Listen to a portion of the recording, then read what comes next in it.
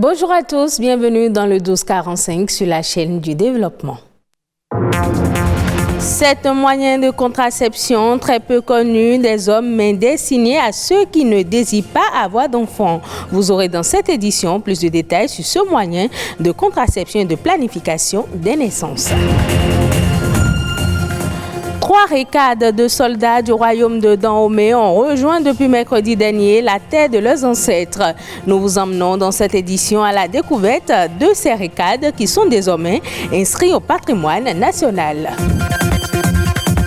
Enfin, le Bénin est un grenier de richesse en matière de patrimoine immatériel tel que la danse, qu'elle soit traditionnelle ou moderne. C'est un pilier qui indique une destination vendable. Ce 13 novembre, le monde entier célèbre la journée mondiale de la vasectomie. C'est un moyen de contraception très peu connu, notamment des hommes. La vasectomie est une méthode de stérilisation masculine qui consiste à couper et bloquer les canaux différents qui transportent les spermatozoïdes à partir des testicules. Ce mode de contraception serait destiné aux hommes qui ne veulent plus avoir d'enfants. Ulvaeus Balogun nous en dit plus à travers ce reportage. Elle est perçue comme une alternative à toutes les autres techniques de contraception qui existent et qui concernent essentiellement les femmes. La vasectomie, encore appelée ligature des canaux déférents, est une opération chirurgicale utilisée comme méthode de stérilisation ou de contraception. Elle consiste à sectionner ou bloquer les canaux déférents qui transportent les spermatozoïdes chez l'homme. Cette opération s'adresse aux personnes qui n'ont pas ou plus l'intention de procréer. Même si la vasectomie n'empêche en rien l'éjaculation, cette dernière contient seulement 2 à 3% de spermatozoïdes qui se retrouvent mélangés aux vésicules séminales qui ne sont pas stoppés lors de l'opération. Dans le monde, on estime que c'est la méthode de contraception masculine la plus répandue. Elle est concentrée dans quelques pays seulement, essentiellement en Nouvelle-Zélande, en Australie, au Royaume-Uni, en Corée du Sud, en Espagne et aux Pays-Bas. À ce jour, le Québec en est le champion avec environ 13 000 opérations de vasectomie pratiquées chaque année. L'opération serait rapide et sans effet secondaire à déplorer, comme une perte de libido. Mais dans des cas rares, un retour à la fertilité est possible après une intervention. Mais seule l'autoconservation du sperme est considérée comme une option fiable pour une procréation post-vasectomie. Avec la vasectomie, la contraception n'est donc seulement plus l'affaire des femmes. Merci à vous, Ulvaeus Balogun. 26, tel est le nombre de trésors royaux restitués au Bénin et arrivés sur leur terre d'origine. Les œuvres n'ont pas tardé à être classées au patrimoine national par décret pris en Conseil des ministres. Parmi ces œuvres, on compte 3 récades qui appartiennent aux soldats du royaume. Rodrigue Babagbeto nous en dit plus à travers ce reportage. L'image très travaillée de la lame se réfère à un emblème et indique le rang de son détenteur. Dans la culture du Dahomey, ces 3 sceptres qui font désormais leur entrée dans le patrimoine national appartiennent aux soldats masculins du bataillon Blue, composé uniquement d'étrangers. Ils sont utilisés pour les danses guerrières. Celui-ci a un manche de 48 cm de longueur. Le fer mesure 12 cm de long pour une largeur de 3 cm. Le fer de hache est gravé d'un décor de lignes brisées et d'écailles de poisson. Il est fixé au manche par une scie.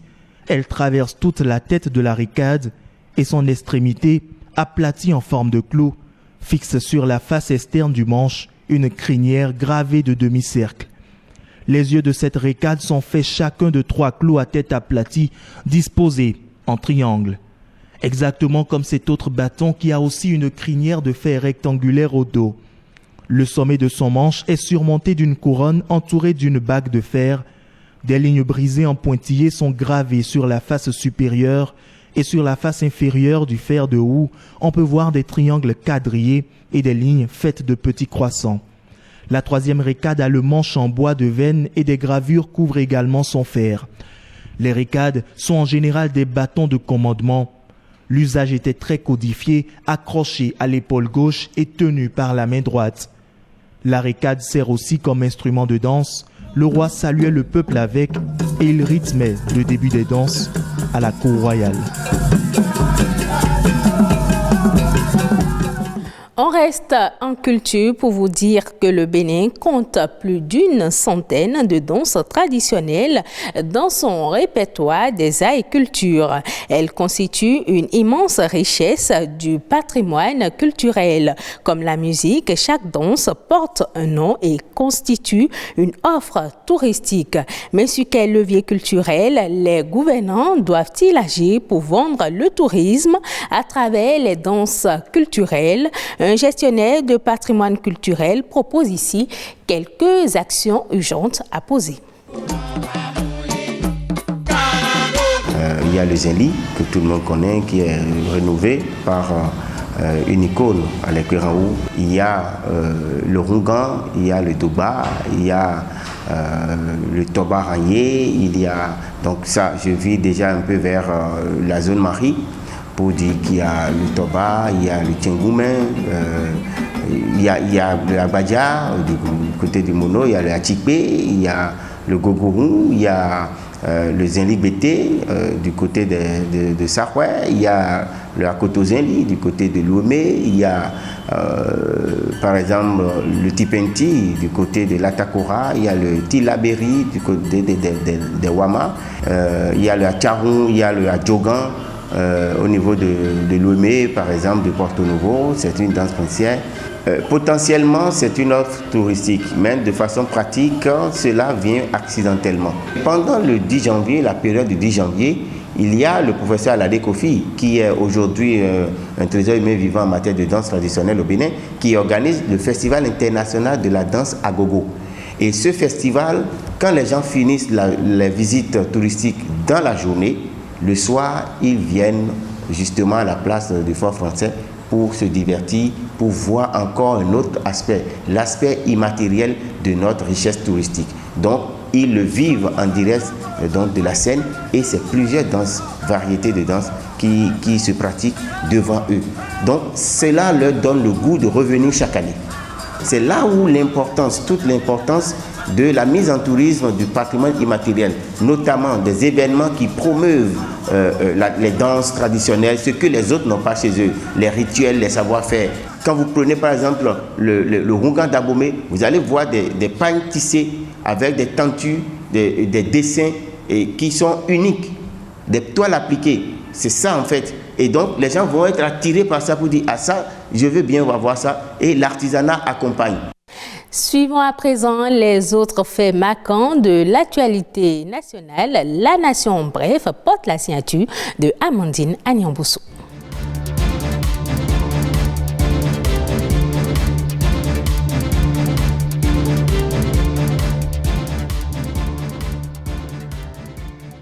C'est parti pour la campagne de commercialisation du coton graine 2021-2022. Le lancement officiel a eu lieu ce jeudi à Ndali. Les prévisions de production annoncées sont estimées à plus de 766 000 tonnes. La production en cours d'achèvement tourne autour de 766 035 tonnes de coton graine contre 731 073 tonnes de la dernière campagne, soit un accroissement de 4,8%.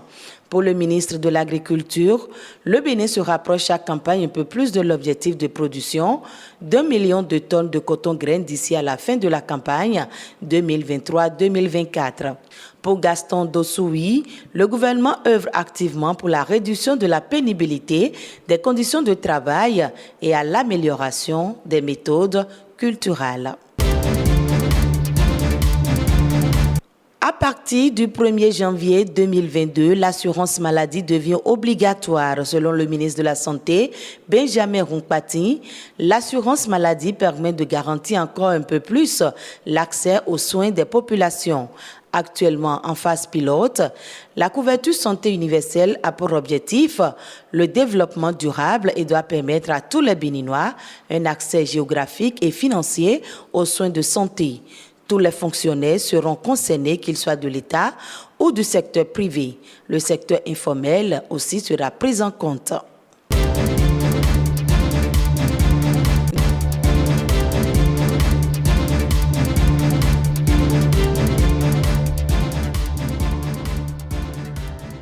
On parle environnement à présent avec la COP26. La délégation du continent africain souhaite que les pays riches et pollueurs prennent leurs responsabilités et respectent leur engagement. L'Afrique produit une très faible proportion de gaz à effet de serre, mais très affectée par le réchauffement, la sécheresse et les inondations. Suivons le reportage de France 24. Le sommet de Glasgow se termine en principe vendredi et les délégations africaines sont inquiètes. Elles redoutent que les pays riches, les plus gros pollueurs, ne fassent pas assez pour limiter le réchauffement climatique. La version préliminaire de la déclaration finale est sortie ce mercredi et pour les Africains, elle n'est pas assez ambitieuse. La représentante du Soudan du Sud a donné des exemples concrets du réchauffement dans son pays. Pour la troisième année consécutive, 9 des 10 régions du Soudan du Sud sont inondées. Par conséquent, plus d'1,5 million de personnes ont perdu leurs moyens de subsistance ou vivent dans des conditions déplorables. Le délégué somalien a expliqué que le changement climatique avait aussi des conséquences sociales et politiques très graves. La crise climatique contribue directement à la dynamique des conflits sur le long terme. Elle aggrave la concurrence pour les ressources. Elle pousse les jeunes à être exploités par des groupes extrémistes. L'Afrique contribue moins de 4% des émissions de gaz à effet de serre de la planète, mais le continent se réchauffe plus et plus vite que les autres. Le rapport préliminaire note que les pays développés n'ont pas tenu l'une de leurs promesses. Ils s'étaient engagés à mobiliser à partir de 2020 $100 milliards d'aide financière climatique aux pays pauvres. De nombreux observateurs à Glasgow sont pessimistes. Ils doutent qu'on arrive à un accord pour limiter le réchauffement climatique à 1,5 degré Celsius de plus que pendant l'ère pré-industrielle. Et ce sera tout pour cette édition. Merci de l'avoir suivi. Retrouvez ce journal sur le site de l'ORTB, www.ortb.bj. Prochain rendez-vous de l'information, 19h45.